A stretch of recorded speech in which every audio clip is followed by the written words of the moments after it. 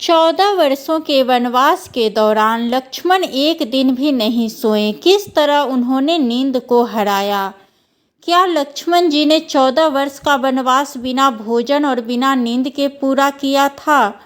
जय श्री राम मित्रों, आज की वीडियो में सुनेंगे रामायण की रहस्यमय कहानी को।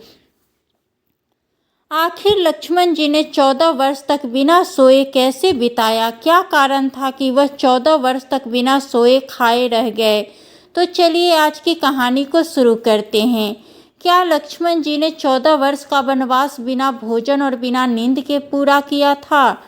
पौराणिक कथाओं के अनुसार माना जाता है कि वनवास के 14 वर्षों के दौरान भाई और भाभी की रक्षा के लिए लक्ष्मण कभी नहीं सोए। इस कारण उन्हें गुड्डा केश कहा जाता है। गुड्डा केश का मतलब जो निद्रा का स्वामी हो। अपनी इसी खासियत की वजह से लक्ष्मण लंका युद्ध में रावण के बड़े पुत्र और बेहद पराक्रमी योद्धा और अति बलशाली मेघनाद का वध करने में सफल रहे थे। लक्ष्मण जैसे भ्राता प्रेम का कोई उदाहरण तीनों लोक में नहीं मिलता। अपने बड़े भाई श्री राम के प्रति उनके प्रेम के बारे में कई कथाएं हैं। पौराणिक कथाओं के अनुसार माना जाता है कि वनवास के 14 वर्षों के दौरान भाई और भाभी की रक्षा के लिए लक्ष्मण कभी नहीं सोए। इस कारण उन्हें गुड्डा केश कहा जाता है। गुड्डा केश का मतलब जो निद्रा का स्वामी हो। अपनी इसी खासियत की वजह से लक्ष्मण लंका युद्ध में रावण के बड़े पुत्र बेहद पराक्रमी योद्धा अति बलशाली मेघनाद का वध करने में सफल रहे थे। लक्ष्मण ने अपने बाण से मेघनाद का सिर धड़ से अलग कर दिया था। कथाओं के अनुसार रावण ने स्वर्ग पर अपना कब्जा जमाने के लिए देवताओं पर आक्रमण कर दिया था। इस युद्ध में मेघनाद ने भी भाग लिया था। मेघनाद ने इंद्र सहित सभी देवताओं को परास्त कर दिया, जिसके बाद उन्हें इंद्रजीत के नाम से पुकारा जाने लगा। युद्ध जीतने के बाद मेघनाद जब लंका जाने लगे तो उन्होंने इंद्र को अपने साथ ले लिया। ब्रह्मा जी ने मेघनाद से कहा कि अगर वह इंद्र को मुक्त कर देंगे तो वह उन्हें एक वरदान देंगे। ब्रह्मा जी ने मेघनाद का अमर होने का वरदान तो ठुकरा दिया, लेकिन उन्हें आशीर्वाद दिया कि पृथ्वी पर एक केवल व्यक्ति ही उनका वध कर सकता है जो 14 सालों से सोया न हो। एक बार ऋषि अगस्त्य ने कहा कि मेघनाद को खुद भगवान श्री राम भी नहीं मार सकते, तो उन्हें केवल लक्ष्मण ही मार सकते थे। कथाओं के अनुसार एक बार ऋषि अगस्त्य अयोध्या आए तो लंका युद्ध पर चर्चा होने लगी। तभी श्री राम ने बताया कि किस तरह से उन्होंने रावण और कुंभकर्ण जैसे महारथियों का वध किया था। अनुज लक्ष्मण ने भी मेघनाद और अतिकाय जैसे शक्तिशाली असुरों का वध किया था। ऋषि अगस्त्य ने कहा कि इसमें कोई दो राय नहीं कि रावण और कुंभकर्ण अति बलशाली थे, लेकिन सबसे बड़ा वीर मेघनाद ही था। लेकिन लक्ष्मण ने उसका वध किया। केवल वही ऐसा व्यक्ति थे जो उसका संहार कर सकते थे।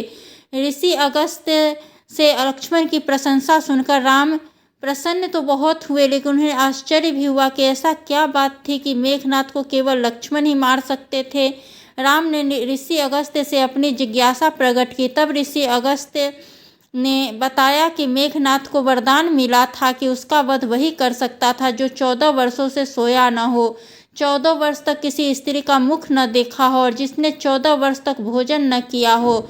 श्री राम ने कहा, ऐसा कैसे संभव हो सकता है कि लक्ष्मण ने सीता का मुख न देखा हो, जबकि मैं और सीता बगल की कुटिया में रहते थे। 14 वर्षों तक सोए न हो, यह भी कैसे संभव है? फिर 14 वर्षों तक मैं नियमित रूप से लक्ष्मण को भोजन के लिए फल फूल देता था। ऋषि अगस्त्य ने कहा कि क्यों न लक्ष्मण से ही पूछ लिया जाए। लक्ष्मण ने बताया कि मैंने कभी सीता जी के चरणों के ऊपर देखा ही नहीं, इसलिए मैं उनके आभूषणों को पहचान न सका था। लक्ष्मण ने कहा कि जब आप फल फूल देते थे तो कहते थे कि लक्ष्मण फल रख लो, आपने कभी खाने को कहा ही नहीं, फिर आपकी आज्ञा के बिना मैं कैसे खाता? 4 वर्षों तक नहीं सोने के बारे में लक्ष्मण ने कहा कि आप और सीता माता एक कुटिया में सोते थे, मैं बाहर धनुष पर बाण चढ़ाए रक्षा में खड़ा रहता था। लक्ष्मण ने कहा कि वनवास की पहली रात को ही जब राम और सीता माता सो रहे थे तो निद्रा देवी आई। लक्ष्मण ने निद्रा देवी से प्रार्थना की कि उन्हें ऐसा वरदान दे कि पूरे वनवास के दौरान उन्हें नींद न आए, ताकि वो अपने प्रिय भाई और भाभी की रक्षा कर सके। निद्रा देवी प्रसन्न होकर बोली, अगर कोई तुम्हारे बदले 14 वर्षों तक सोए तो यह वरदान तुम्हें प्राप्त हो सकता है। इसके बाद लक्ष्मण के आग्रह पर निंद्रा देवी लक्ष्मण की पत्नी और सीता की बहन उर्मिला के पास पहुंची। उर्मिला ने लक्ष्मण के बदले पूरे वनवास के दौरान सोना स्वीकार कर लिया और वह 14 वर्षों तक सोती रही। लक्ष्मण ने श्री राम से कहा कि मैंने गुरु विश्वामित्र से एक अतिरिक्त विद्या का ज्ञान लिया था। इसके जरिए कोई भी व्यक्ति बिना अन्न ग्रहण किए जीवित रह सकता है।